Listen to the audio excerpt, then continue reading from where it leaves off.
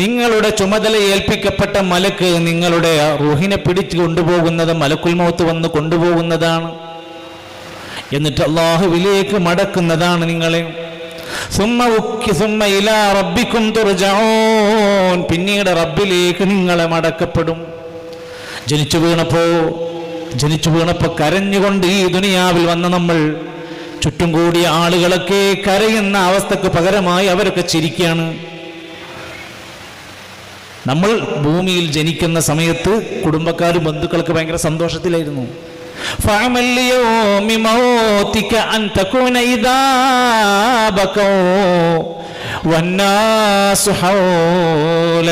ഒരു ദിവസം വരാണ്ട് നിന്നെ കാണുന്നവരൊക്കെ കരയാൻ പോകുന്ന ദിവസമാണ്. നീ മരിച്ചു കിടക്കുന്ന ആ ദിവസത്തിൽ നിനക്ക് ചിരിച്ചുകൊണ്ട് ഈ ലോകത്തുനിന്ന് പോകാൻ വേണ്ടി നീ അധ്വാനിച്ചോ, ശ്രമിച്ചോ.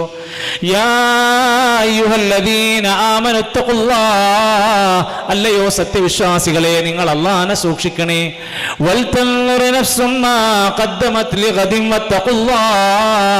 നാളേക്ക് വേണ്ടി എന്ത് ഒരുക്കം ചെയ്തുവെന്ന് ഓരോരുത്തരും ആലോചിക്കണേ. ഈ ലോകം കഴിഞ്ഞു പോകും, അടുത്ത ഒരു ലോകത്തേക്ക് നമ്മൾ മാറുന്നതാണ്. ഉമ്മയുടെ ഗർഭപാത്രത്തിൽ നമ്മൾ താമസിച്ചു, അത് കഴിഞ്ഞ് ദുനിയാവിലേക്ക് വന്നു, അത് കഴിഞ്ഞാൽ ഖബറിലേക്ക്, അത് കഴിഞ്ഞാൽ പരലോകത്ത്. 4 വീടുകളിൽ താമസിക്കാൻ വിധിക്കപ്പെട്ടവരാണ് നമ്മൾ. അവസാനം ഒന്നുകിൽ സ്വർഗം അല്ലെങ്കിൽ നരകം. ഇതിൽ വിശ്വസിക്കാൻ പ്രയാസമുള്ള ആരെങ്കിലും ഉണ്ടോ? ഇങ്ങനൊന്നും ഇല്ലെന്ന് ആർക്കെങ്കിലും തോന്നുന്നുണ്ടോ?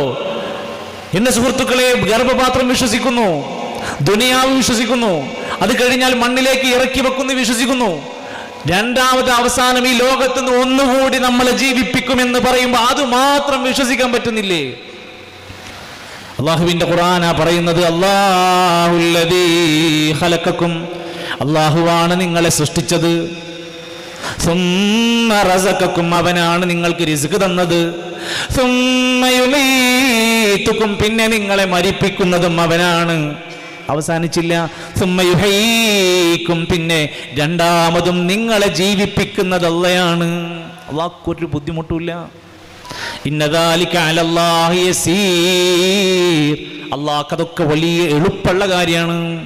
ഇന്നമാ അംറുഹു ഇദാ അറാദ ശൈഅൻ അൻ യഖൂല ലഹു കുൻ ഫയകൂൻ, ഒരു വസ്തുവിനോട് ഉണ്ടാകൂ എന്ന് പറഞ്ഞാൽ മതി, അത് ഉണ്ടാകുന്നതാണ്. അള്ളാന്റെ കഴിവാണത്.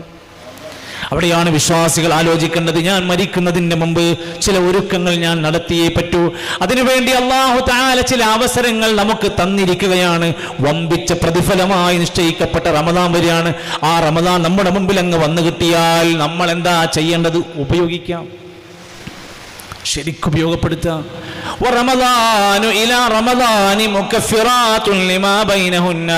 ഒരു റമദാനിൽ ജീവിക്കാൻ കഴിഞ്ഞ് അടുത്ത റമദാനിലും അത് അനുഭവിക്കാൻ കഴിഞ്ഞാൽ അതിൻ്റെ ഇടയിലുള്ള പാപങ്ങൾ പൊറുക്കപ്പെടുന്നതാണ്. പാപസുരക്ഷിതനാകാനുള്ള ചാൻസാണ് തന്നിരിക്കുന്നത്.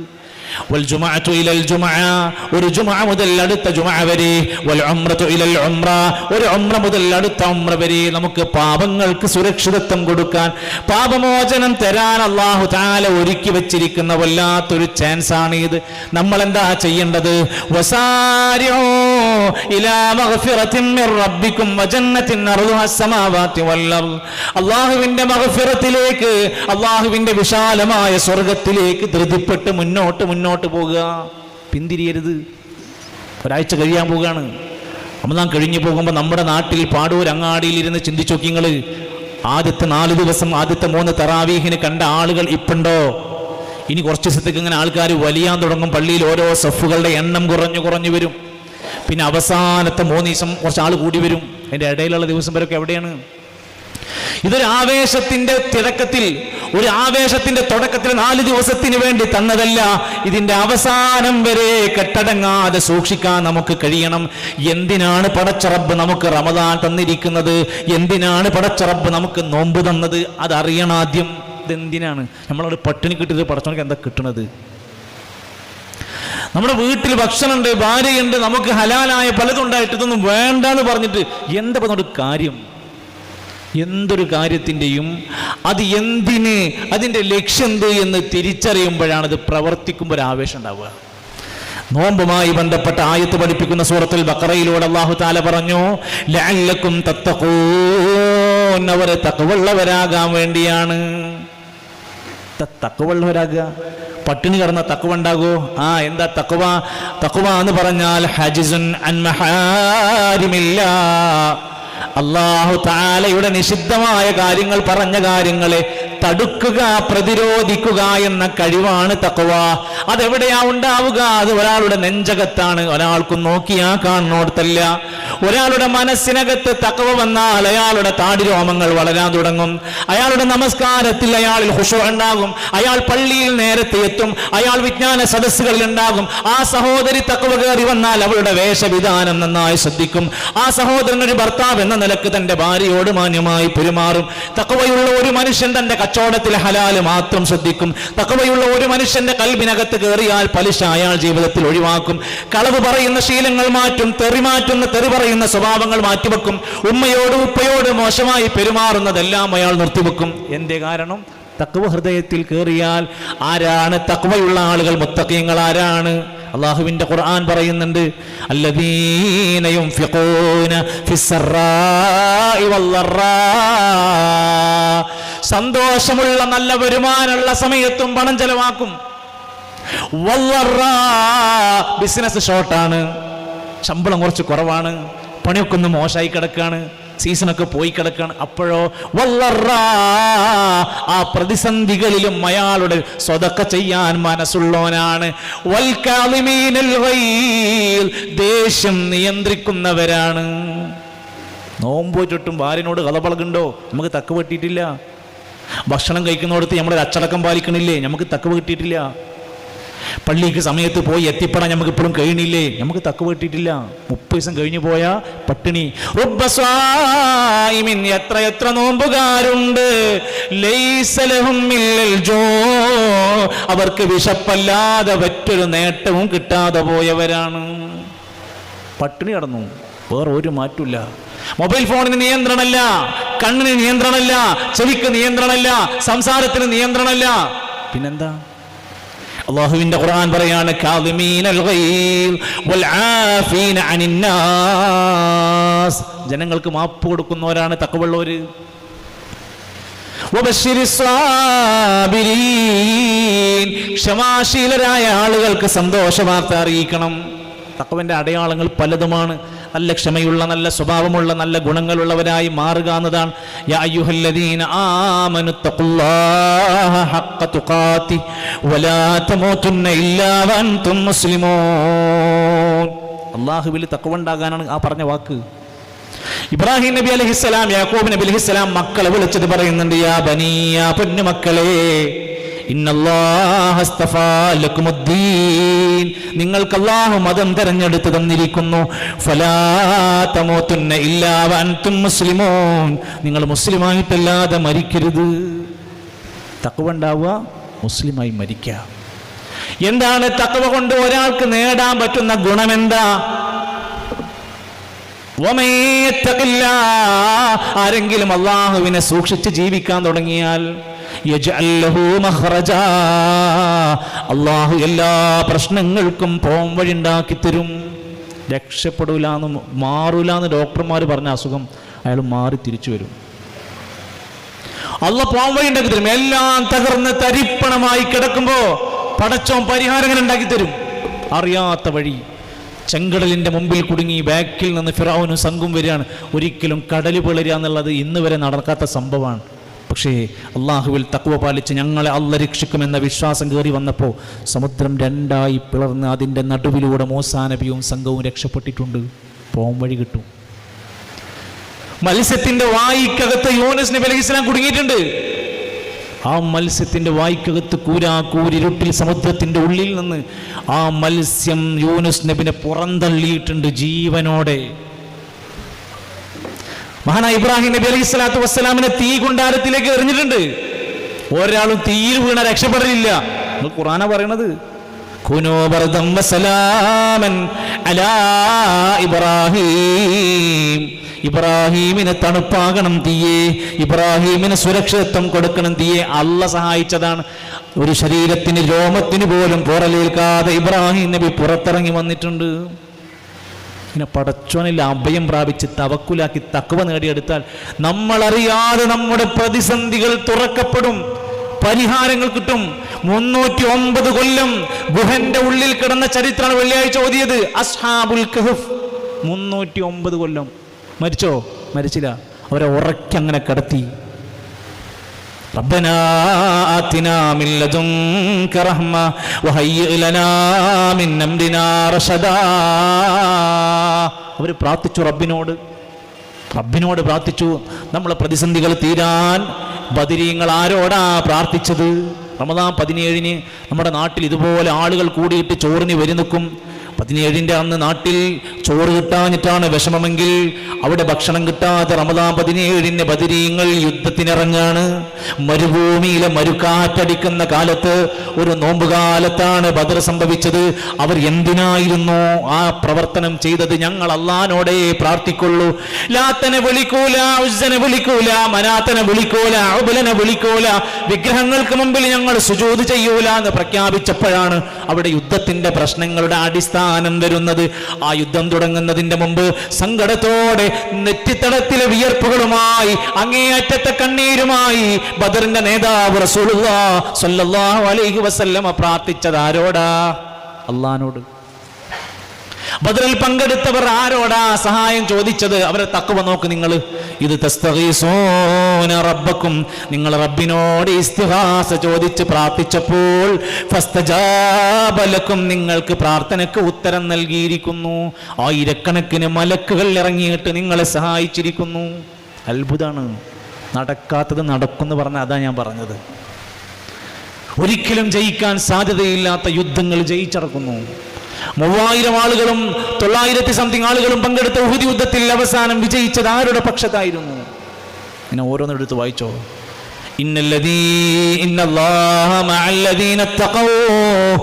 അല്ലാഹു തഖ്വയുള്ളവരുടെ കൂടെയാണ്. പടച്ചോ അവന്റെ കൂടെ ഉണ്ടാകും. അല്ലാഹുവിന്റെ റഹ്മത്ത് കൂടെ ഉണ്ടാവും.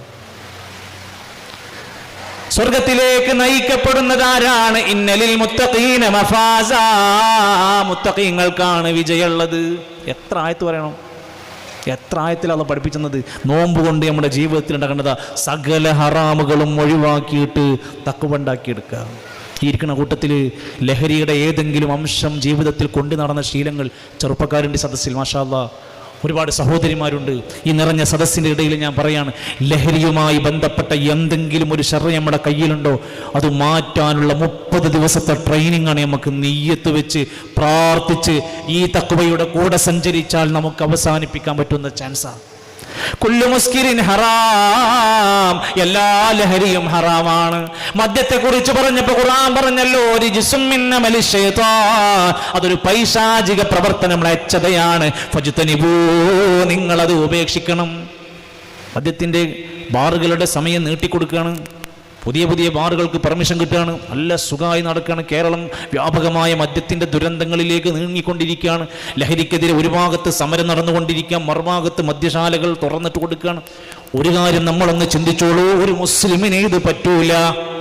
സിഗരറ്റ് വലിക്കുന്ന സ്വഭാവമുണ്ടോ ആർക്കെങ്കിലും ഉണ്ടെങ്കിൽ അയാൾ മനസ്സിലാക്കണം, അത് കേവലം ഒരു പുകയല്ല, നിക്കോട്ടിൻ അടങ്ങിയ രാസവസ്തു അടങ്ങിയ സിഗരറ്റാണ്. ഒരു പാക്കറ്റ് നീ വലിക്കുമ്പോൾ ചുരുങ്ങിയത് 50 രൂപയോ 100 രൂപയോ ആണെങ്കിൽ 10 പാക്കറ്റ് വലിക്കുമ്പോൾ നിന്റെ സംഖ്യ എത്രയാണ്? 1000 രൂപയാണ് പോകുന്നത്. ഒരു മാസം 30 പാക്കറ്റ് വലിച്ചാൽ 3000 രൂപയുടെ സംഖ്യയാണ് നീ വലിച്ചു തീർക്കുന്നത്. വീട്ടിലുള്ള കുട്ടികൾക്ക് വരെ നീ രോഗം കൊടുക്കുകയാണ്. കാലക്രമേണ ശ്വാസം മുട്ടുകയാണ്, ശ്വാസകോശം നശിക്കുകയാണ്, നിന്റെ ശരീരത്തിൽ ക്യാൻസറിനുള്ള സാധ്യതകൾ വർദ്ധിക്കുകയാണ്. എന്നിട്ടും പറയാണ് എന്താ കുഴപ്പം? അത് വിൽക്കുന്ന കച്ചവടക്കാരുണ്ടോ? നിങ്ങളുടെ കുട്ടികൾക്ക് തിന്നാൻ കൊടുക്കുന്നത് ഹലാലാകൂല. നമ്മളെ മാപ്പിളാര കടയിൽ മൊത്തം ഈ സാധനം കൊണ്ടുവച്ചിക്കുക. എന്താ നല്ല ലാഭമാണ്, ചിലവാകാതെ പോവില്ലല്ലോ, എക്സ്പയറി ഡേറ്റ് ഒന്നും ഉണ്ടാവില്ലല്ലോ, എന്നും ചിലവല്ലേ. എന്നിട്ട് പറയുന്നത് ഹിന്ദിക്കാർക്ക് വേണ്ടി വെച്ചതാണ്, അത് മറ്റേ സംസ്ഥാനം ഓൽക്കൊന്നല്ല, അത് ചിലവാകേണ്ടത്. നിസ്കാരം കഴിഞ്ഞിട്ട് മഗ്‌രിബ് കഴിഞ്ഞിട്ട് ഇരുന്ന് വലിച്ചു തീർക്കണ വാപ്പാരും ഭർത്താക്കന്മാരും മക്കളൊക്കെ ശ്രദ്ധിച്ചോളിയും.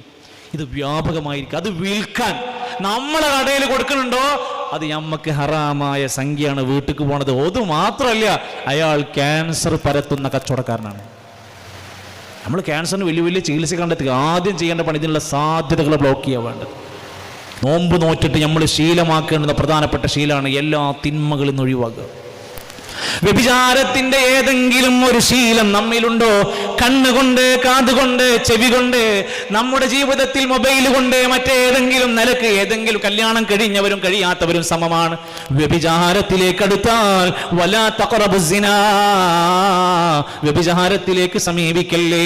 ഇന്നഹു കാന ഫാഹിശതൻ വസാ സബീലാ, മോശപ്പെട്ട പരിപാടിയാണ്. എത്ര കുടുംബം തകർത്തു, എത്ര ബന്ധങ്ങൾ പൊളിഞ്ഞു, എത്ര വാപ്പമാര് കണ്ണീര് കുടിച്ചു. ഒന്ന് ചിന്തിച്ചോളൂ പ്രിയപ്പെട്ട ഉമ്മമാരെ, സഹോദരിമാരെ. ഇന്ന് വ്യഭിചാരത്തെ പോലെ മാരകമായി മാറുകയാണ് സ്വവർഗരതി. ആണിനെ പിടിക്കുക, പെണ്ണിന്റെ കൂടെ ജീവിക്കുക. ലൂത്ത് നബി അലൈഹിസ്സലാമിന്റെ ഖൗമിൽ 4 ശിക്ഷയാണ് കൊടുത്തത് അല്ലേ? ആരൊക്കെയാ? മദ്രസാധ്യാപകൻ പിടിയിൽ, സ്കൂൾ ടീച്ചർ പിടിയിൽ, പ്രിൻസിപ്പൽ പിടിയിൽ. ഇങ്ങനെ എത്ര ആൾക്കാരുടെ പേരിങ്ങനെ വായിക്കണം. ഇനി എവിടെയാണ് നമ്മൾ കുട്ടികളെ കൊണ്ടുപോയാക്കുക? ഏത് സ്ഥലത്താണ് അവർ സുരക്ഷിതരാവുക? പൊടിമീശ മുളക്കാത്ത കുട്ടികളെ, സാധാരണ സൗന്ദര്യമുള്ള പെൺകുട്ടികളെ ശ്രദ്ധിക്കണ പോലെ ശ്രദ്ധിക്കണമെന്നാണ് ഉലമാക്കന്മാർ ജാഗ്രത പറയാറുള്ളത്. ലൂത്ത് നബി അലൈഹിസ്സലാമിന്റെ ഖൗമിലോട് ഈ വിശദീകരണം ലൂത്ത് നബി അലൈഹിസ്സലാം ചോദിക്കുന്നത്, നിങ്ങൾ എന്താണ് നിങ്ങളെന്താ സ്ത്രീകളെ ഒഴിവാക്കിയിട്ട് പുരുഷന്മാരുടെ അടുത്തേക്ക് ചെല്ലുകയാണോ? ഇതെന്തൊരു മോശമാണ്. അലൈസ ഫീകും റജുലുൻ റശീദ്, നിങ്ങളുടെ കൂട്ടത്തിൽ വിവേകതയുള്ള, പക്വതയുള്ള ഒരു മനുഷ്യനും ഇല്ലേ എന്നവരോട് ചോദിക്കുകയാണ്. ഈ ചോദ്യം ആവർത്തിക്കണം. പലിശ, മോശപ്പെട്ട സാമ്പത്തികമായ മേഖല കൊണ്ട് ആരെങ്കിലും ജീവിക്കുന്നുണ്ടോ? നോമ്പ് കൊണ്ടയാൾ മാറ്റാൻ കഴിയണം. നല്ല വരുമാനം ഉണ്ടാവും. പലിശ, നിരവധി അനവധി EMI-കൾ, 10,000 ഉറുപ്പിന്റെ മൊബൈൽ മേടിക്കാൻ വരെ EMI. വീട്ടിലെ ഫർണിച്ചർ പലിശയിൽ. ബാങ്കുകാർ വീട്ടിൽ ഇങ്ങോട്ട് വരികയാണ്, നിങ്ങൾക്ക് വേണോ വെച്ച് വരികയാണ്. കിട്ടാൻ കാത്തുക്കല്ലേ. സാമ്പത്തികമായി ചൂഷണം ചെയ്യപ്പെട്ട് ഏതൊക്കെ മേഖലയാണിന്ന്?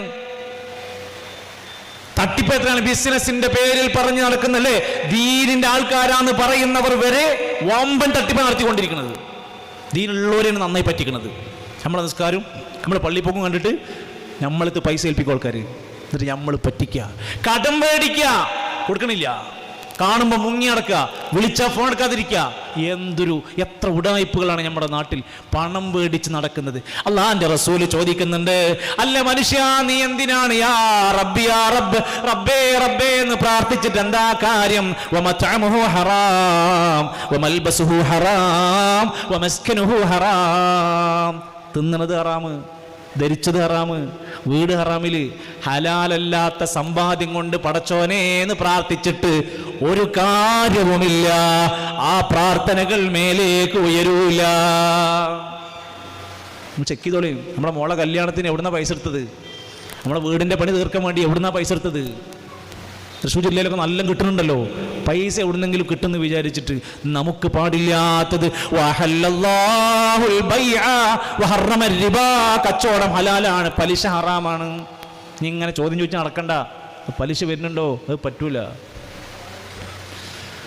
ഏതെങ്കിലും ദുസ്വഭാവങ്ങളും ദുശീലങ്ങളും നമ്മുടെ കയ്യിലുണ്ടോ? മാറ്റാനുള്ള മാസമാണ് റമദാൻ, മാറ്റങ്ങളുടെ മാസമാണ്.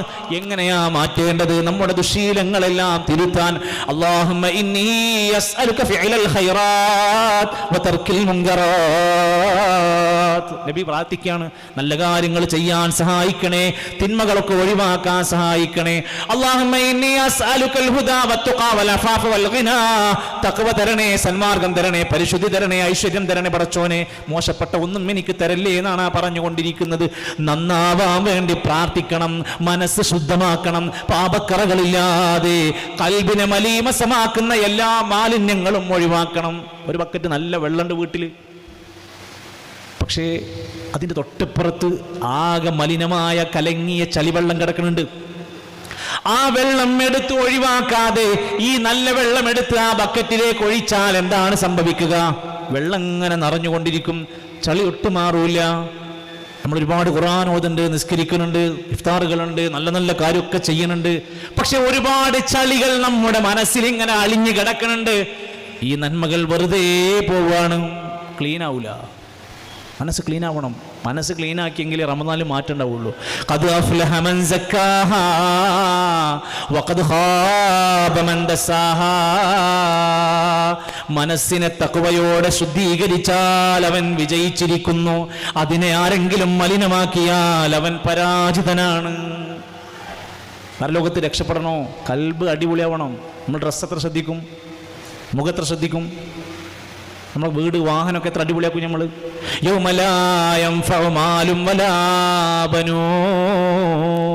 ഒരു പരലോകം വരാണ്ട്, മക്കളോ സമ്പത്തോ നിങ്ങളുടെ കോടികൾ നിങ്ങൾക്ക് ഉപകരിക്കാത്തൊരു ദിവസം.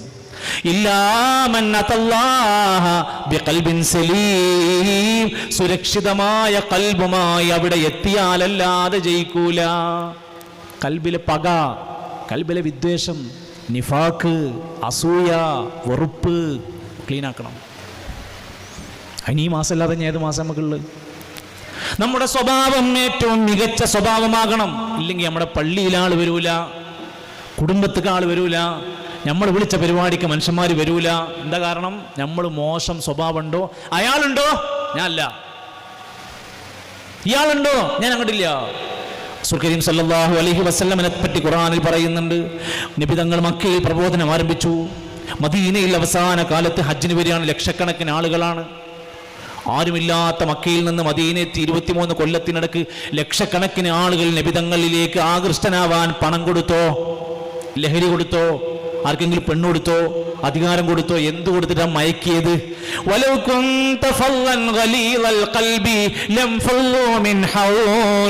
നബിയേ, നിങ്ങളൊരു പരുഷ സ്വഭാവിയും കഠിന ഹൃദയനായി പെരുമാറുന്ന വ്യക്തിയുമായിരുന്നുവെങ്കിൽ നിങ്ങളുടെ ചുറ്റുനിന്ന് ആളുകൾ ഒഴിഞ്ഞൊഴിഞ്ഞു പോകുമായിരുന്നു. നമ്മളെ കുട്ടികളെ നമ്മളത്തേക്ക് വരൂല, നമ്മളെ ഭാര്യ നമ്മളത്തേക്ക് കിടക്കൂല. നമ്മൾ കഠിന സ്വഭാവക്കാരനാണെങ്കിൽ, പരുഷ സ്വഭാവിയാണെങ്കിൽ, മക്കളോട് പെരുമാറുമ്പോൾ പോലീസുകാരെ പോലെ പെരുമാറരുതെന്ന് ഞങ്ങൾ പറയാം. പോലീസുകാരെ പെരുമാറുന്ന വെച്ചാൽ വെറും ചോദ്യം ചെയ്യണ മാത്രം പരിപാടി ഉണ്ടാവരുത്. നല്ല സോഫ്റ്റ് ആയിരിക്കണം. പുതിയ തലമുറയിലെ മക്കളെ പ്രത്യേകിച്ച് നമ്മളെ പഴയ ചൂലും വടിയും കൈക്കലക്കെട്ട് അടിക്കണ പരിപാടിയൊക്കെ ഉണ്ടായിരുന്നു പണ്ട്. അതിന് പറ്റൂല. ഇത് പുതിയ ടീമാ, പുതിയ ജനറേഷനാ. ടെക്നോളജിൻ്റെ കാലത്ത് ജനിച്ച് മുലപ്പാൽ കുടിക്കുന്നത് മൊബൈലിൻ്റെ കൂടെയാണ്. എന്നിട്ട് ഓല് മൊബൈൽ നോക്കുന്നുണ്ട് എന്ന് പറഞ്ഞ് പരാജയം കണ്ടിട്ട് കാര്യമല്ല. അങ്ങനത്തെ ഒരു അതിൻ്റെ ഇടയിൽ നമ്മൾ ഉണ്ടാക്കേണ്ട ഒരു അച്ചടക്കമാണ് ഈ വേണ്ടത്. ആ മക്കളെ സ്നേഹിക്കണം, ആ മക്കൾക്ക് സ്വാതന്ത്ര്യം കൊടുക്കണം, ആവശ്യത്തിന് അംഗീകാരം കൊടുക്കണം, നന്നായി പ്രശംസിക്കണം, തൊട്ട് സംസാരിക്കണം, അവരുടെ പ്രശ്നങ്ങൾ കൂടെ നിൽക്കാൻ കഴിയണം. ഏത് പ്രതിസന്ധി വന്നാലും എൻ്റെ വാപ്പയും ഉമ്മയും എൻ്റെ കൂടെയുണ്ടാകുമെന്ന പ്രതീക്ഷ കൊടുക്കാൻ കഴിയണം. റമദാൻ കഴിയുമ്പോൾ നമ്മുടെ കുടുംബത്തിൽ ഒരു പ്രത്യേക സ്നേഹം ഉണ്ടാക്കാൻ കഴിയണം.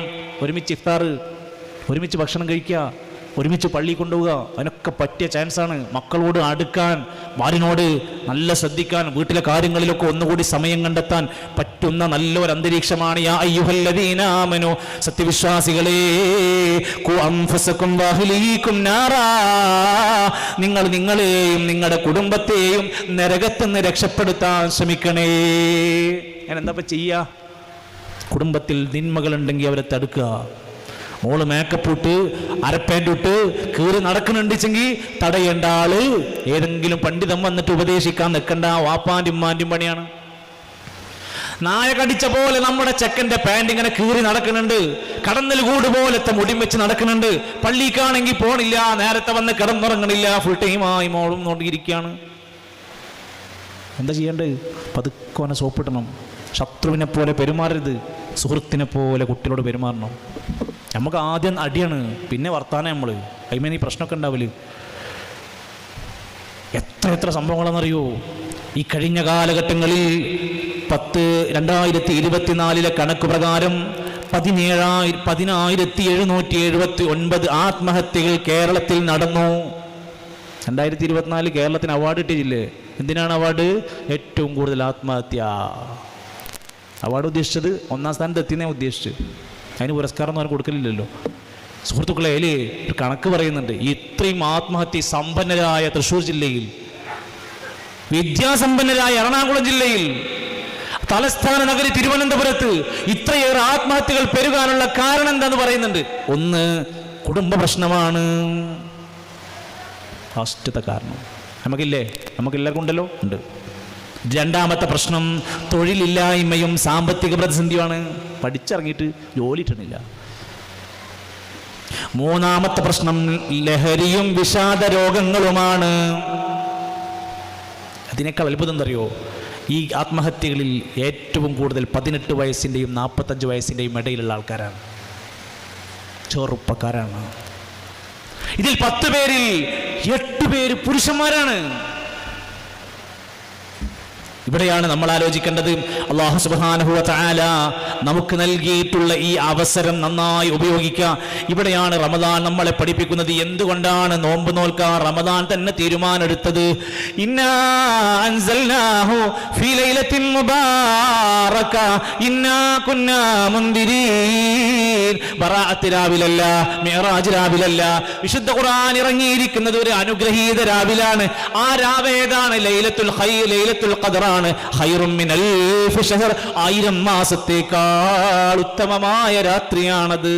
1000 മാസം എന്ന് പറഞ്ഞാൽ 83 കൊല്ലം. നമുക്ക് ആയുസ്സുണ്ടാകുമോ 83 കൊല്ലം ജീവിക്കാൻ? എന്നാൽ ലൈലത്തുൽ ഖദറിന്റെ ഒരു രാത്രി നമുക്ക് ഹയാത്താക്കാൻ കഴിഞ്ഞാൽ 1000 മാസത്തേക്കാൾ പുണ്യങ്ങൾ വാരിക്കൂട്ടാനുള്ള അപൂർവ ചാൻസ് ആണ് വരാൻ പോണത്. നഷ്ടമാകരുത്, അവസാനത്തേക്ക് വെക്കരുത്. എല്ലാ നേരത്തെ തിരക്കുകളൊക്കെ മാറ്റിവെച്ചോ, എല്ലാ പരിപാടികളും വേഗം തീർത്തു വെച്ചോ, അവസാനത്തെ 10 ഇബാദത്തിന് വേണ്ടി കൊടുക്കാൻ ശ്രമിച്ചോ. അത് ഷോപ്പിങ്ങിലും വേറെല്ലാം ശൈത്താൻ നമ്മളെ കൊണ്ടുപോയിടും. ഒരു വഴി കൊടുക്കരുത്. റമദാൻ 27-ന്റെ അന്ന് ഇവിടെ നാട്ടിൽ കൂടെ പല ഭാഗത്തും സ്വലാത്ത് നഗറുണ്ട്, ദിക്ർ ഹൽക്കുണ്ട്, തൗബ മജ്ലിസ് ഉണ്ട് പറഞ്ഞാൽ അങ്ങാടിക്ക് വിളിക്കും. ഓരോട് പറയാം, ഞാൻ ലൈലത്തുൽ ഖദർ പ്രതീക്ഷിച്ച് പള്ളിയിലാണെന്ന് പറഞ്ഞാൽ. ലൈലത്തുൽ ഖദർ നബിയും സഹാബത്തും അവിടുന്ന് അവസാനത്തെ 10ഉം അവസാനത്തെ 20ഉം പോയി ഇരുന്നത് മരുഭൂമിയിലല്ല, അവിടുത്തെ പള്ളിയിലായിരുന്നു ഇഅ്തികാഫ്. എല്ലായിടത്തും ഉണ്ടാവും. അത് നമ്മൾ ശ്രദ്ധിക്കണം. നമ്മളെ ഈമാനെ നമ്മൾ സംരക്ഷിക്കണം. എന്തുകൊണ്ടാണ് റമദാനിനെ ഇത്ര പോലിശയാക്കിയത്? അള്ളാഹിന്റെ ഖുർആൻ അവതീർണമായ മാസമാണ്. ഖുർആനുമായി നമുക്ക് നല്ല ബന്ധമുണ്ടാകണം. സഹോദരങ്ങളെ, ഈ ഒരു പ്രോഗ്രാം വളരെ മനോഹരമായി ഇവിടെ സംഘടിപ്പിച്ച് അൽഹംദുലില്ലാ മാഷാ അല്ലാഹ് അതിൻ്റെ ഒരു വിജയത്തിന് നമ്മളെല്ലാവരും നമ്മുടെ ഒരു സ്വതക്ക നൽകി, ഇവിടുത്തെ യാതൊരു എക്സ്പെൻസും ബാക്കിയാവാത്ത രൂപത്തിൽ നമ്മളെല്ലാവരും കൂടി ഒന്ന് സഹകരിച്ചാൽ, ഒരു ചെറിയ സംഖ്യ അങ്ങ് സ്വതക്ക കൊടുത്ത് വിട്ടാൽ ഇൻഷാ അല്ലാഹ് ഇവിടുത്തെ എല്ലാ എക്സ്പെൻസുകളും ഇതുപോലെ മനോഹരമായി നമുക്ക് അവസാനിപ്പിക്കാൻ കഴിയും. അല്ലാഹു ആ ഒരു സംരംഭത്തെ വിജയിപ്പിക്കുമാറാകട്ടെ. അതിൽ സംഭാവനകൾ നൽകുന്നവർക്കൊക്കെ വലിയ ഹൈറും ബറക്കത്തും കൊടുക്കുന്നതിൻ്റെ ഇരട്ടിയും പടച്ചറബ് നൽകുമാറാകട്ടെ എന്ന് പ്രത്യേകമായി പ്രാർത്ഥിക്കുകയാണ്. അതുകൊണ്ട് സഹോദരങ്ങളെ, പടച്ചറബിൻ്റെ മാർഗത്തിൽ നമ്മുടെ ഏതേത് മേഖലയിലും ഉണ്ടാകുന്ന നന്മകളിലേക്ക് നമുക്ക് വേണ്ടുന്ന കാര്യങ്ങൾ നമ്മൾ ശ്രദ്ധിക്കേണ്ടതുണ്ട്.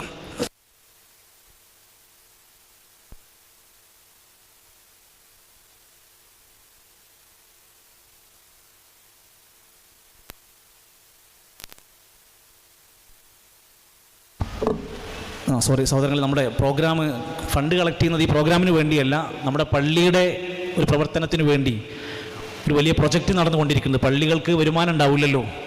അപ്പോൾ പാടൂരത്തെ നമ്മുടെ പള്ളിയുടെ പ്രൊജക്റ്റിന് വേണ്ടിയിട്ട് നടക്കുന്ന ഒരു കളക്ഷനാണ് നടക്കുന്നത്. പള്ളി എന്ന് പറഞ്ഞാൽ അതിൻ്റെ വരുമാനത്തിന് വേണ്ടി ഏകദേശം 70,000 രൂപ ഒരു മാസം ചെലവുണ്ട്. അപ്പോൾ അതിന് ഒരു നല്ല ഒരു പ്രൊജക്റ്റ് അവിടെ വർക്ക് പണി നടന്നുകൊണ്ടിരിക്കുക. ഇന്ന് പരിപാടിക്ക് വന്നവരും ഇനി ഭാവിയിൽ സഹായിക്കാൻ പറ്റുന്നവരൊക്കെ ആ പ്രൊജക്റ്റിലേക്ക് സംഖ്യകൾ കൊടുക്കാൻ വേണ്ടി പ്രത്യേകം ശ്രദ്ധിക്കുക. നല്ലൊരു നെയ്യത്ത് വെച്ച് ഘട്ടം ഘട്ടമായി നല്ലൊരു വിഹിതം കൊടുത്താൽ അതിൽ നിന്ന് കിട്ടുന്ന വരുമാനം തുടർച്ചയായി കൊല്ലങ്ങളോളം നമ്മുടെ പള്ളിക്ക് വരുമാനമായി മാറിക്കിട്ടും. നമ്മൾ നാളെ മരിച്ചാലും അവിടെ സുജൂദ് ചെയ്യുന്നതിൻ്റെ ഒക്കെ കൂലി നമ്മുടെ ഖബറിലേക്ക് സ്വതക്കത്തുൻ ജാരിയയായി വരുന്ന ഒരു മഹത്തരമായ നന്മയാണെന്ന് ആരും പ്രത്യേകം വസിയത്ത് ഉപദേശമൊന്നും ആവശ്യമില്ലാത്ത അള്ളാഹുവിന് ഏറ്റവും ഇഷ്ടപ്പെട്ട പള്ളിയിലേക്ക് ആ ഒരു സംഭാവനയെ നെയ്യത്ത് വെച്ചുകൊണ്ട് നമ്മൾ നൽകുക. അള്ളാഹു കബൂൾ ചെയ്യുമാറാകട്ടെ. സഹോദരങ്ങളെ, മാറ്റം തുടങ്ങേണ്ടത് വിശുദ്ധ റമദാനിന്റെ ഒരു നല്ല അവസരത്തിന് മുമ്പിൽ ഖുർആനിലേക്കുള്ള മാറ്റം. വിശുദ്ധ ഖുർആനുമായി നമുക്കുണ്ടാവേണ്ട ബന്ധം എന്താണ്? നല്ല പാരായണത്തിന് നമ്മൾ സമയം കണ്ടെത്തണം. ഒരു നമസ്കാരത്തിന്റെ മുമ്പ്, ഒരു നമസ്കാരത്തിന്റെ ശേഷം 2 പേജ് വെച്ച് ഓതാൻ കഴിഞ്ഞാൽ നമുക്ക് 1 മാസം കൊണ്ട് 1 ഖത്മ ചെയ്യാൻ പറ്റും. ഒരു നിസ്കാരത്തിന്റെ മുമ്പ്, ഒരു നിസ്കാരത്തിന്റെ ശേഷം 4 പേജ് ഓതാൻ കഴിഞ്ഞാൽ 2 ഖത്മ തീർക്കാൻ പറ്റും. 1 മാസത്തെ കാര്യം പറയുന്നത്. ഏതായാലും നിസ്കരിക്കാൻ പോവുമല്ലോ, അപ്പോൾ 2 പേജ് അല്ലെങ്കിൽ 4, 6 പേജ് കഴിയുമെങ്കിൽ 3 ഖത്മ തീർക്കാൻ പറ്റും. ഇമാം സുഹരി റഹ്മത്തുള്ളാഹി അലൈഹി പറയാണ്, ഞങ്ങൾക്ക് റമദാൻ മാസം വന്നാൽ ഷഹ്റുൻ ലിൽ ഖിറാഅത്തി, ഖുർആൻ ഓതുന്ന മാസമായിരുന്നു. വശഹ്റു ഇത്ആമിൽ മിസ്കീൻ, സാധുക്കൾക്ക് ഭക്ഷണം കൊടുക്കുന്ന മാസമായിരുന്നു ഞങ്ങൾക്ക് റമദാൻ വന്നാൽ. ഇമാം ഖതാദ റഹിമഹുല്ലാഹ് സാധാരണ അദ്ദേഹത്തിന്റെ പാരായണം 7 ദിവസം കൊണ്ട് ഖത്മ ചെയ്യും. റമദാൻ വന്നാൽ 3 ദിവസം കൊണ്ട് ഖത്മ ചെയ്യും. ലൈലത്തുൽ ഖദ്റിന്റെ സമയമായാൽ ഒറ്റ രാത്രി കൊണ്ട് ഇരുന്ന് മുഴുവനായി ഖത്മ ചെയ്യാൻ ശ്രമിക്കുമായിരുന്നു. ഇനി നമ്മൾ ചിന്തിച്ചു നോക്കിയും നമുക്ക് എന്ത് മാറ്റമുള്ളത്? നമ്മൾ എത്ര പേജ് ഓതിയത്? നമ്മൾ എത്ര ജുസ് ആയിട്ടുണ്ട്? ഈ സദസ്സിലിരിക്കുന്ന ഇനിയും തുടങ്ങാത്ത ആരെങ്കിലും ഉണ്ടെങ്കിൽ പ്രിയപ്പെട്ട ചെറുപ്പക്കാരെ, നമ്മുടെ മൊബൈലിൽ ഇഷ്ടംപോലെ ഖുർആൻ ഓതാനുള്ള ആപ്പുകളുണ്ട്. ഏതായാലും ഫോൺ കൊണ്ടാണ് നമ്മൾ എല്ലായിടത്തും നടക്കുന്നത്. അതുകൊണ്ട് പുണ്യം കൂടാൻ പറ്റുന്ന സംഭവമുണ്ട്. പള്ളി പോയിരിക്കുകയാണെങ്കിൽ ഫോൺ ഒഴിവാക്കുക, എന്നിട്ട് പള്ളിയിൽ നിന്ന് ഖുർആൻ എടുത്ത് ഓതുക. ആ മുസാഫിൻ്റെ പ്രതിഫലം വേറൊന്നിനും കിട്ടില്ല.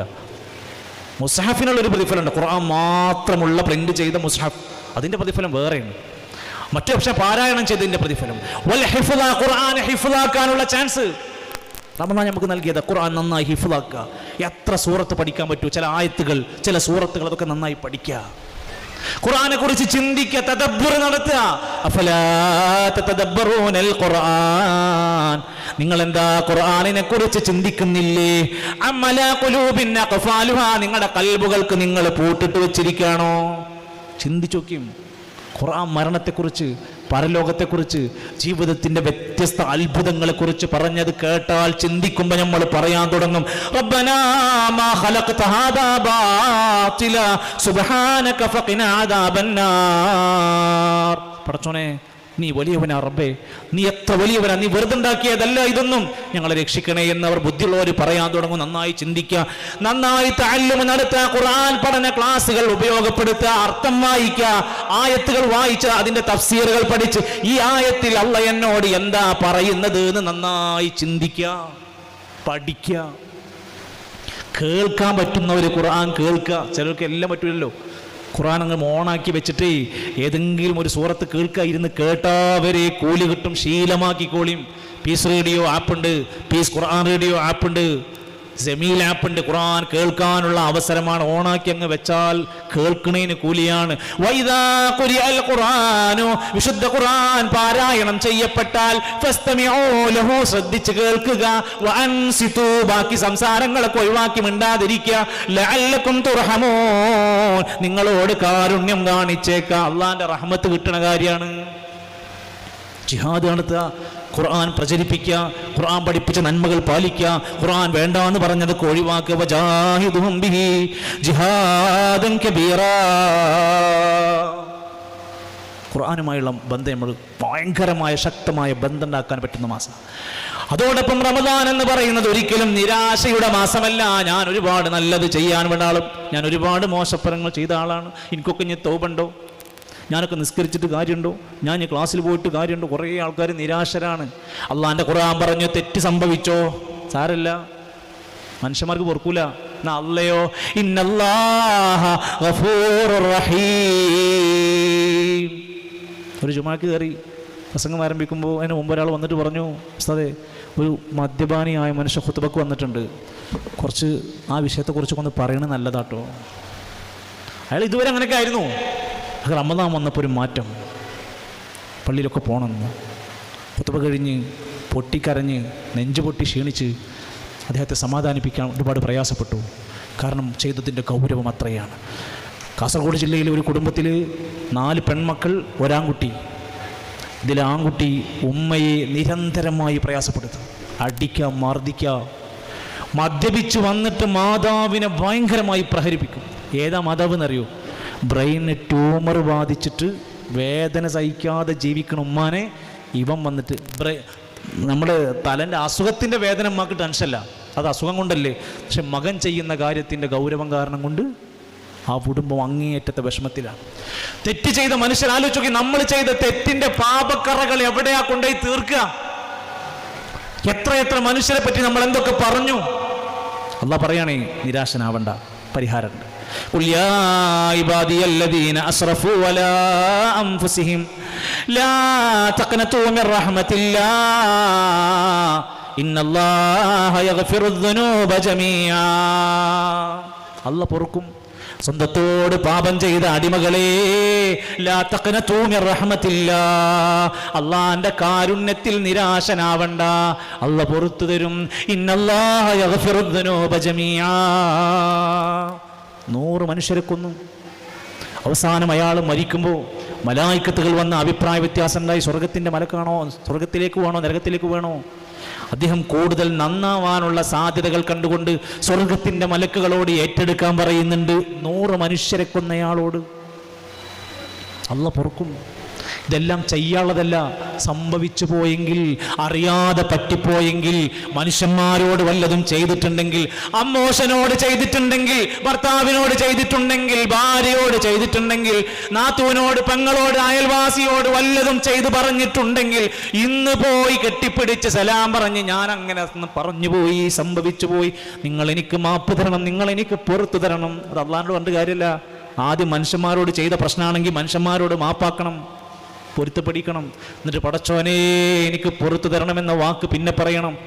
അള്ളാഹുവുമായി ബന്ധപ്പെട്ട് നമ്മുടെ നിസ്കാരത്തിന്റെ, സകാത്തിന്റെ, നോമ്പിന്റെ, ഹജ്ജിന്റെ മറ്റു കാര്യങ്ങളാണോ, അത് പടച്ചോനോട് നമ്മക്ക് പറഞ്ഞാൽ മതി. അള്ളാഹിനോട് പറഞ്ഞാലോ, അല്ലാതെ ആരാ നിങ്ങളുടെ പാപം പൊറുക്കാനുള്ളത്? അള്ളാഹ് പൊറുക്കാൻ റെഡിയാണ്. അള്ളാഹ് വദൂദാണ്, റഹീമാണ്. ഈ റമദാൻ മാസം നമ്മളെ ചിന്തിപ്പിക്കണം. തൗബ ചെയ്ത്, പശ്ചാത്താപം ചെയ്ത്, നന്നായി ഒരു ശുദ്ധ മനുഷ്യനെ പോലെ നബി പഠിപ്പിച്ചു. അത്തായിബു മിനദ്ദംബി കമല്ലാ ദംബ ലഹു. തൗബ ചെയ്ത് പശ്ചാത്തപിച്ചു മടങ്ങുന്നയാള് ഇതുവരെ തെറ്റ് ചെയ്യാത്തവനെ പോലെയാണ്. ഇതാണ് ഇസ്ലാം. ശക്തനായ, ഒരുപാട് പ്രയാസം ഉണ്ടാക്കിയ ഉമർ ഖത്താബ് റളിയല്ലാഹു അൻഹു ഇസ്ലാം സ്വീകരിച്ചു. പറ്റൂല എന്ന് പറഞ്ഞോ? ഉമറും ഫിൽ ജന്ന, ഉമർ സ്വർഗത്തിലാണ്. ഇസ്ലാമിനെ ഒരുപാട് പ്രതിസന്ധി ഉണ്ടാക്കി ഖാലിദ് ഇബ്നു വലീദ് പിന്നീട് റളിയല്ലാഹു അൻഹുവായി മാറി. അള്ളാഹു തൃപ്തിപ്പെട്ടു എന്നാ പറഞ്ഞത്. അബൂ സുഫിയാൻ ഇസ്ലാമിനെതിരെ എന്തെല്ലാം ചെയ്തു കൂട്ടി, പിന്നീട് റളിയല്ലാഹു അൻഹു എന്ന സ്ഥാനത്തേക്ക് ഉയർന്നു. തൗബ ചെയ്യണം. ഏത് കൊലക്കൊമ്പനാണെങ്കിലും അള്ളാഹാന്റെ മുമ്പിലേക്കൊന്ന് വീഴാൻ കഴിയണം. തൗബയുടെ മനസ്സുമായി ജീവിച്ചാൽ ഇന്നല്ലാഹ യുഹിബ്ബുത് തവ്വാബീന വയുഹിബ്ബുൽ മുതതഹിരീൻ. നമ്മളൊരാൾ ഒരു തെറ്റ് ചെയ്ത മനുഷ്യന്മാരാണെങ്കിൽ അയാളോട് പിന്നെ മുണ്ടൂല, പിന്നെ തെറ്റ് പ്രചരിപ്പിക്കുക, പിന്നെ അയാളെ കിട്ടുന്നിടത്തൊക്കെ വഷളാക്കുക. നമ്മൾ ചെയ്യുന്ന തെറ്റ് പടച്ചോൻ മറച്ചു വെച്ചിരിക്കുകയാണ്, ആരോടും പറയില്ല. നമ്മൾ അങ്ങോട്ട് ചെല്ലണം പടച്ചോനോട്. അള്ളാഹ്ക്ക് ഇഷ്ടമാണ് ഒരു അടിമ തൗബ ചെയ്യുന്നത്, അള്ളാഹ്ക്ക് ഇഷ്ടമാണ്. ഭാര്യയും ഭർത്താവൊക്കെയായി ജീവിക്കുമ്പോൾ ചിലർക്ക് വലിയ പ്രയാസങ്ങൾ ഉണ്ടാക്കാറുണ്ട്. അവരൊക്കെ ഇരുന്ന് ഈ റമദാനിലൂടെ കഴിഞ്ഞകാല ജീവിതത്തെ ഒന്ന് വിലയിരുത്തി ഒറ്റയ്ക്ക് വാതിലടച്ചിട്ട് ഇരുന്ന് ചർച്ച ചെയ്യണം. ഞാനും നിങ്ങളും ഓക്കെയാണോ? ഞാൻ നിങ്ങളോട് എന്തെങ്കിലും പറഞ്ഞിട്ടുണ്ടോ? നിങ്ങൾക്ക് എന്തെങ്കിലും എന്നെ കൊണ്ട് ബുദ്ധിമുട്ടുണ്ടോ? രണ്ടാൾക്കുണ്ടാവുമല്ലോ സ്വാഭാവികമായും. എന്തൊക്കെയാണെങ്കിൽ പരസ്പരം ഒരു പൊരുത്തപ്പെടിക്കലിൻ്റെ ജീവിതവുമായി മുന്നോട്ട് പോകാൻ കഴിയണം. കഴിഞ്ഞ ദിവസം ഒരു ക്ലാസ്സിന് പോയപ്പോൾ ക്ലാസ് കഴിഞ്ഞ് ഒരാൾ എൻ്റെ അടുത്ത് ഉസ്താദ് ഒരു സംശയമുണ്ടെന്ന് പറഞ്ഞ് ഒഴിഞ്ഞു കൊണ്ടുപോയിട്ട് എന്നോട് പറഞ്ഞു, എൻ്റെ ഭാര്യയും ഞാനും കൂടി ഹജ്ജിന് പോകാൻ വേണ്ടി നീയത്താക്കിയതാണ് ഉസ്താദെ, ഓള് പോയി. അപ്പോൾ ഞാൻ വിചാരിച്ചു ഹജ്ജിന് പോയിന്ന്. അല്ല, ഓള് മരിച്ചു. ഇനിയിപ്പോൾ ഞാൻ ആ പൈസ കൊണ്ട് ഞാൻ പോയി ഹജ്ജ് ചെയ്താൽ ശരിയാകൂ? നമുക്കൊക്കെ വിചാരങ്ങളും സ്വപ്നങ്ങളൊക്കെ ഉണ്ട്. ജീവിച്ചിരിക്കുന്ന കാലത്ത് സ്നേഹിക്കാത്തവർ ജീവനില്ലാത്ത മരിച്ചു കിടക്കുമ്പോൾ കരയുന്നത് നാടകമാണ്. നിങ്ങൾക്ക് അഭിപ്രായം ഉണ്ടോ എനിക്കറിയില്ല. ജീവിച്ചിരിക്കുമ്പോൾ നല്ല വാക്ക് പറയൂല, ചിരിക്കൂല, സ്നേഹിക്കൂല, അടുത്ത് വരൂല, മര്യാദക്ക് ഇടപഴകൂല. മരിച്ചു എന്നറിയുമ്പോൾ ഒരു കണ്ണീരും ഭയങ്കര വിഷമവും ഭയങ്കര സങ്കടവും. അതിനുള്ളതല്ല സ്നേഹം. ജീവിച്ചിരിക്കുമ്പോൾ സ്നേഹിക്കണം. ഒരു മയ്യത്തിൻ്റെ ഖബർസ്ഥാനിലേക്ക് കയറി ചെന്നു. മയ്യത്ത് ഖബറടക്കം സമയമായി പണി നടന്നുകൊണ്ടിരിക്കും. അപ്പോൾ അപ്പുറത്തെ ഖബർസ്ഥാനിലെ ഒരാൾ നിന്ന് പ്രാർത്ഥിക്കണുണ്ട്. അദ്ദേഹത്തോട് ചോദിച്ചു, ആരാ? പുതിയ ഖബറാ? ആരാ? ഭാര്യയാണ്. ശരി, എന്താ? മരി ക്യാൻസറായിരുന്നു, മരിച്ചിട്ട് 12 ദിവസമായി, ഉസ്താദ് പ്രാർത്ഥിക്കണം. അദ്ദേഹം ഇങ്ങനെ പറഞ്ഞു വന്നിട്ട് ലാസ്റ്റ് പിന്നെ കുറച്ച് കരച്ചിൽ തുടങ്ങി. എന്നിട്ട് പിന്നെ അദ്ദേഹം പറഞ്ഞു, നട്ടെല്ലിന് ക്യാൻസറായിരുന്നു, അസുഖമാണെന്നറിഞ്ഞപ്പോൾ ബാംഗ്ലൂരിലുണ്ടായിരുന്ന എൻ്റെ ജോലി ഞാൻ ഒഴിവാക്കി ഭാര്യയ്ക്ക് വേണ്ടിയിട്ട്. ഞാൻ ഓളെ കൂടെ നിന്നു. ഫുള്ള് ഹോസ്പിറ്റൽ കേസ് ഞാനാ പോയത്, വേറെ ആരും ഞാൻ വിട്ടിട്ടില്ല. ഞാൻ തന്നെ പോകും, എല്ലാ ചികിത്സക്കും എല്ലാത്തിനും ഞാൻ പോകും. ലാസ്റ്റ് മരിക്കാൻ സമയത്ത് ആശുപത്രിയിൽ കിടന്നപ്പോൾ ഡോക്ടർ പറഞ്ഞു, ICUവിലേക്കൊന്നും കയറ്റിവിടണ്ട, നിങ്ങൾ ഈ ഒരു റൂം തരാം, നിങ്ങളും ഭാര്യയും ഭർത്താവും ആ റൂമിൽ നിന്നാൽ മതി. എൻ്റെ കൈ പിടിച്ചാണ് അവൾ മരിച്ചത് ഉസ്താദേ. മരിക്കുമ്പോൾ ആ കയ്യിൽ നിന്നാണ്, ആ കൈ ഇങ്ങനെ വലിച്ചത് പോയി. ഞാനും എൻ്റെ ഭാര്യ എന്ന് പറഞ്ഞാൽ ഇങ്ങനെയായിരുന്നു ഉസ്താദേ ജീവിച്ചിരുന്നത്. 6 അടി മണ്ണിൻ്റെ മുമ്പിൽ പോയി ആ മനുഷ്യൻ തൻ്റെ സങ്കടങ്ങൾ വിങ്ങിപ്പൊട്ടുന്നുണ്ട്. പ്രിയപ്പെട്ട ഭർത്താക്കന്മാരെ, പ്രിയപ്പെട്ട ഭാര്യമാരെ, ജീവിതകാലത്ത് സ്നേഹിച്ചവർക്ക് മരിക്കുമ്പോൾ അതിൻ്റെ മുമ്പിൽ കരയാനോ സങ്കടപ്പെടാനോ അധികാരമുള്ളൂ. നമ്മുടെ കുട്ടികളെ ചെറുപ്രായത്തിൽ സ്നേഹിച്ചവർക്ക് വലിയ പ്രായത്തിൽ അവരെ ശകാരിക്കാനും തല്ലാനും അധികാരമുള്ളൂ. വെറും തല്ലാനും കൊല്ലാനും അല്ലല്ലോ, നമ്മൾ സ്നേഹിക്കാൻ കൂടി അധികാരമുണ്ട്. 1-ാമത്തെ വയസ്സ് മുതൽ 7-ാമത്തെ വയസ്സ് വരെ നമ്മുടെ കുട്ടികളോട് എന്താ ചെയ്യേണ്ടത്? കളിപ്പിക്കണം. നേരല്ല, തിരക്കാണ്, കച്ചവടമുണ്ട്, ഞായറാഴ്ച ഒഴിവില്ല, രാത്രി ഒഴിവില്ല, പകലൊഴിവില്ല, ഗാന്ധി ജയന്തിക്ക് ഒഴിവില്ല, ഒന്നിനും ഒഴിവില്ല. 7 വയസ്സ് വരെ കളിപ്പിക്കാൻ ഒഴിവില്ലാത്ത മനുഷ്യർ. ശരി, 7 മുതൽ 14 വയസ്സ് വരെ കുട്ടിക്ക് എന്താ കൊടുക്കേണ്ടത്? അദ്ദിബുഹു സബ്അൻ, അദബ് കൊടുക്കണം. അദബ് കൊടുക്കേണ്ട പ്രായം ഏതാ? 7 വയസ്സ് മുതൽ 14 വയസ്സ് വരെ. എങ്ങനെ മുടി, എങ്ങനെ പാൻറ്, എങ്ങനെ ചെരുപ്പ്, എങ്ങനെ ഏത് കാര്യവും പഠിപ്പിക്കേണ്ട ഒരു പ്രായമാണത്. മദ്രസ പ്രായം. അവിടെ ഒന്നും ചെയ്യാതെ 14 വയസ്സിന്റെയും 21 വയസ്സിന്റെയും ഇടയിൽ അവരെ പാഠം പഠിപ്പിക്കാൻ ഒരുങ്ങുന്നവരെ നിങ്ങൾക്ക് പിഴച്ചു. ഓൻ 9ാം ക്ലാസ്സിലെത്തിയപ്പോഴാണ് ഉപദേശം തുടങ്ങുന്നത്. കുട്ടി +2 കഴിഞ്ഞ് ഏതോ കണക്ഷൻ ഉണ്ടെന്ന് അറിഞ്ഞപ്പോഴാണ് ഉപദേശം തുടങ്ങുന്നത്, അതബ് തുടങ്ങുന്നത്. ഇനി അതബ് കയറൂല. അതുകൊണ്ടാണ് 18 വയസ്സുള്ള കുട്ടി കോടതിയിൽ വെച്ച്, തലശ്ശേരി കോടതിയിൽ ഉമ്മാന്ന് വിളിച്ചിട്ട് കരയേണ്ട കുട്ടി ഉമ്മാനെ വേണ്ട, കാക്കൂനെ മതി എന്ന് പറഞ്ഞ് കോടതിയിൽ നിന്ന് ഇറങ്ങിപ്പോകാനുള്ള കാരണം എന്താ? കിട്ടേണ്ടത് സമയത്ത് കിട്ടിയിട്ടില്ല. നമ്മൾ ഓരോരുത്തരും രക്ഷിതാക്കളൊക്കെ നല്ല ഈ റമദാനിൽ ഇരുന്ന് നമ്മളെ വീട്ടിൽ സെറ്റാക്കേണ്ടതാണ്. നമ്മളെ കുറച്ചപ്പുറത്ത് കൊടുങ്ങല്ലൂർ പ്രദേശത്തൊരു കുടുംബം മദീനത്ത് വെച്ച് അവർ പരിചയപ്പെട്ടത്. അവിടെ ഇങ്ങനെ ഇരുന്ന് മദീനൻ്റെ പള്ളീൻ്റെ പുറത്തിങ്ങനെ ഇരുന്ന് സംസാരിക്കുമ്പോൾ അദ്ദേഹം എന്നോട് പറഞ്ഞു, നിങ്ങളോട് കുറച്ച് കാര്യം പേഴ്സണലായിട്ട് പറയാനുണ്ട്. അപ്പോൾ ഞങ്ങളിരുന്ന് കുറേ നേരം സംസാരിച്ചു. വിതുമ്പുന്ന ചുണ്ടുകളോട് അദ്ദേഹം പറഞ്ഞു, എനിക്കൊരു മോളുണ്ട്. എൻ്റെ മോള് നല്ല മിടുക്കിയായിരുന്നു. അവളെ ഏറെ ഇഷ്ടപ്പെട്ടിരുന്നൊരു മൊബൈൽ ഫോൺ വേണമെന്ന്. ഞാൻ ഖത്തറിൽ ജോലി ചെയ്യുന്ന കാലത്ത് അവൾക്കൊരു മൊബൈൽ ഫോൺ മേടിച്ചു കൊടുത്തു, എൻ്റെ അധ്വാനം കൊണ്ട്. ആ മൊബൈൽ ഫോണിലെ കണക്ഷൻ അവൾ തൊട്ടപ്പുറത്തെ 4 വീടപ്പുറത്തുള്ള ഒരു നോൺ മുസ്ലിം പയ്യനുമായി കണക്റ്റഡായി. 4 വീടപ്പുറത്ത്. ഇവിടുന്ന് ഇറങ്ങി അങ്ങനെ നോക്കിയാൽ കാണും. ഒരു റമദാനിന്റെ അവസാനത്തെ 10 ഒരു രാത്രിയിൽ ഈ മോള് ഓതി പോയിരുന്ന ഖുർആനിന്റെ പേജുകൾ അടച്ചു വെക്കാതെ കോള് വന്നപ്പോൾ അവൻ്റെ അടുത്തേക്ക് ഇറങ്ങി ഓടി. ഉമ്മ വേണ്ട, വാപ്പ വേണ്ട എന്ന് പറഞ്ഞിട്ട് പോയി. നലുച്ചൊക്കെ റമദാനിൻ്റെ അവസാനത്തെ 10 ആര്? താൻ മേടിച്ചു കൊടുത്ത അതേ മൊബൈൽ ഫോൺ കൊണ്ടുപോയി വാപ്പനോട് വന്ന് പറഞ്ഞു, അവള് പോയതല്ല ഉസ്താദേ, ഞാൻ എപ്പോൾ കാലെടുത്തൊന്ന് വീട്ടിൽ നിന്ന് ഗേറ്റ് കടന്ന ഞാൻ ആ വീട് ഇങ്ങനെ കാണില്ലേ, എനിക്ക് തളർന്നു പോവുകയാണ്. ഞാൻ കൺട്രോൾ ചെയ്യാൻ കഴിയുന്നില്ല. ഏതെങ്കിലും ദൂരത്തുള്ള വീടാണെങ്കിൽ ഞാൻ കാണൂലായിരുന്നു. ഇങ്ങനെ കുടുംബങ്ങൾ ഏറെ തകർന്നുകൊണ്ടിരിക്കുന്ന ഒരു കാലഘട്ടത്തിൽ ആ ദീനിനെ മുറുകെ പിടിക്കാൻ, ദീനിലേക്ക് വരാൻ, അടുക്കാൻ, പഠിക്കാൻ, സ്നേഹിക്കാൻ, എല്ലാം ഒന്ന് ഉൾക്കൊള്ളാൻ, വിശാലമായ വിട്ടുവീഴ്ച ചെയ്യാൻ, പരസ്പരം ക്ഷമിക്കാനുള്ള ഒരു മനസ്സിന്റെ മാറ്റമാണ് റമദാൻ നമുക്ക് നൽകേണ്ടത്. അതുപോലെ തന്നെ വിശുദ്ധ റമദാൻ നമുക്ക് നൽകുന്ന മാറ്റം നമ്മുടെ സാമ്പത്തികമായ സ്വതക്കാത്തുകളുടെ ഒരു തുറന്ന മനസ്സാണ്. എത്ര ആൾ വന്ന് ചോദിച്ചാലും മനസ്സറിഞ്ഞ് എന്തെങ്കിലുമൊക്കെ ഒന്ന് കൊടുക്കാനുള്ള ഒരു ശീലം നമ്മൾ ഉണ്ടാക്കണം. 1000 കൊടുത്താലേ സ്വതക്കയാവൂ? ഇല്ല. 10 രൂപ കൊടുത്താലും 1000ന്റെ പ്രതിഫലം നമ്മുടെ മനസ്സിന്റെ നെയ്യത്ത് പോലെ ഇരിക്കും. ചില പാവപ്പെട്ട മനുഷ്യരുണ്ടാവും. ഒരു ദിവസം പള്ളിപ്പണി നടക്കുക, പള്ളീൻ്റെ പണികൾ നടന്നുകൊണ്ടിരിക്കുമ്പോൾ അങ്ങനെ ഒരു ഫണ്ട് ആവശ്യമുണ്ടെന്ന് പറഞ്ഞൊരു മെസ്സേജ് അയച്ചപ്പോൾ ഒരു കൃഷിക്കാരനായ മനുഷ്യൻ വന്നിട്ട് എന്നോട് പറഞ്ഞു, ഉസ്താദ് എൻ്റെ അടുത്ത് തരാൻ പൈസ അല്ല, ഒരു പശുക്കുട്ടിയുണ്ട്, അതിന് നിങ്ങൾ കൊണ്ടുപോയിട്ട് വിറ്റിട്ട് ആ പൈസ പള്ളിക്കെടുത്തോളൂ. കൊടുക്കുമോ? നമ്മുടെ വീട്ടിലിങ്ങനെ വളർന്നു നിൽക്കണ നല്ല തടിച്ചൊരു പശുക്കുട്ടിൻ്റെ പള്ളി കൊണ്ടുപോയി നമ്മൾ പറയുമോ? ചില മനുഷ്യന്മാരുടെ മനസ്സാണ്. ഒന്നാലോചിക്കത് എന്തുമാവാം. ഒരു ഇത്തക്കുന്നാറ് നരകത്തെ സൂക്ഷിക്കണേ, വലോഭിഷയ്ക്ക് തമ്രത്തിനൊരു ഈത്തപ്പഴത്തിന്റെ ചീള് കൊണ്ടെങ്കിലും നരകത്തിൽ നിന്ന് രക്ഷപ്പെടാൻ ശ്രമിക്കണേ. നമ്മൾ നമ്മുടെ കുടുംബം സ്വർഗത്തിന്റെ ആളുകളാവണം. നരകത്ത് പോകാനുള്ള എല്ലാ സാഹചര്യങ്ങളെയും നമ്മൾ ബ്ലോക്ക് ചെയ്യണം. സ്വർഗത്തിന്റെ കവാടങ്ങൾ തുറക്കാൻ പറ്റുന്ന എല്ലാ നന്മകളിലേക്കും നമുക്ക് പോകാൻ കഴിയണം. 8 കവാടങ്ങളുണ്ട്. ബിർറുൽ വാലിദൈൻ, മാതാപിതാക്കൾക്ക് പുണ്യം ചെയ്യുന്നവർക്കുള്ള വാതിലുണ്ട്. ബാബുൽ ജിഹാദ്, ജിഹാദിന്റെ വാതിലുണ്ട്. സ്വതക്കന്റെ വാതിലുണ്ട്. തവക്കുലിന്റെ ബാബുണ്ട്. തൗബയുടെ വാതിലുണ്ട്. നോമ്പുകാരന്റെ റയ്യാൻ എന്ന വാതിലുണ്ട്. അങ്ങനെയുള്ള വാതിലുകളിലൂടെ കടന്നു ചെല്ലാൻ നമ്മുടെ കയ്യിൽ നന്മയുണ്ടാവണം. മരിച്ച ഈ ലോകത്തുനിന്ന് അവസാനത്തെ യാത്രയും കഴിഞ്ഞ് പടിയിറങ്ങി 6 അടി മണ്ണിലേക്ക് ഖബർസ്ഥാനിലേക്ക് കൊണ്ടുപോയി വെച്ച് കഴിഞ്ഞാൽ പിന്നെ നമ്മളെ സഹായിക്കാൻ ആരുമില്ല. നാട്ടുകാർ തിരിച്ചു പോരും, ബന്ധുക്കൾ തിരിച്ചു പോരും, കുടുംബക്കാർ തിരിച്ചു പോരും. അമല് മാത്രം ബാക്കിയാകും. നമ്മുടെ കയ്യിൽ അമലുകൾ വേണം, ധാരാളം സൽക്കർമ്മങ്ങൾ വേണം, ദിക്റുകൾ വേണം, ഇസ്ലാം പഠിപ്പിച്ച സ്വലാത്ത് വേണം, ഇസ്ലാം പഠിപ്പിച്ച നമസ്കാരങ്ങൾ വേണം. ദീനിലില്ലാത്തതൊന്നും ചെയ്തു കൂട്ടരുത്, ദീൻ പഠിപ്പിക്കാത്തത് ചെയ്തു കൂട്ടരുത്. ദീനിന് അകത്തുള്ള ബൗണ്ടറിക്കകത്ത് നിന്നുകൊണ്ട് അള്ളാന്റെ റസൂൽ സല്ലല്ലാഹു അലൈഹി വസല്ലമനെ യഥാർത്ഥ രൂപത്തിൽ സ്നേഹിച്ചുകൊണ്ട് നമ്മളൊരു കൂട്ടമായി സൗഹൃദത്തോടെ ഈ മഹല്ലിന്റെ പ്രവർത്തനങ്ങൾക്ക് ശക്തി പകരാൻ കഴിയണം. ഈ നാടിനും നാട്ടുകാർക്കും ഗുണമുള്ള ഒട്ടനേകം ചാരിറ്റി നമുക്ക് ചെയ്യാൻ കഴിയണം. ദീനിയായ ഒരുപാട് നന്മ നിറഞ്ഞ സദസ്സുകൾ സംഘടിപ്പിക്കാൻ കഴിയണം. നരകത്തിൽ ഏറ്റവും കൂടുതൽ സ്ത്രീകളെ കണ്ട നബി തങ്ങൾ പറഞ്ഞു, സ്ത്രീകളെ ധാരാളമായി ഇസ്തിഗ്ഫാർ ചൊല്ലിക്കോ, ധാരാളമായി സ്വതക്ക ചെയ്തോ, കാരണം ഞാൻ നരകത്തിൽ ഏറ്റവും കണ്ടത് സ്ത്രീകളെയാണെന്ന് പറഞ്ഞുകൊണ്ട് നബി തങ്ങൾ സംസാരിക്കുന്നുണ്ട്.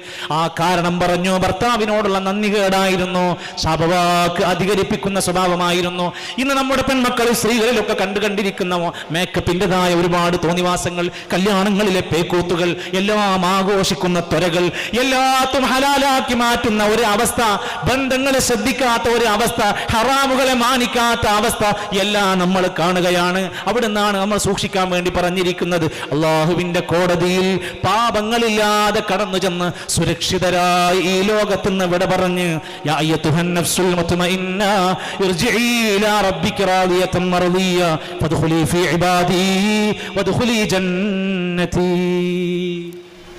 അങ്ങനെ മരിക്കാൻ നമുക്ക് കഴിയണം. ഞാനും നിങ്ങളും അടങ്ങുന്നവർ. ഞാൻ എന്നോടാണ് ആദ്യം പറയുന്നത്. നമ്മൾ ഓരോരുത്തരും ശ്രമിക്കണം. അല്ലാഹു സുബ്ഹാനഹു വ തആല നമ്മെ സഹായിക്കുമാറാകട്ടെ.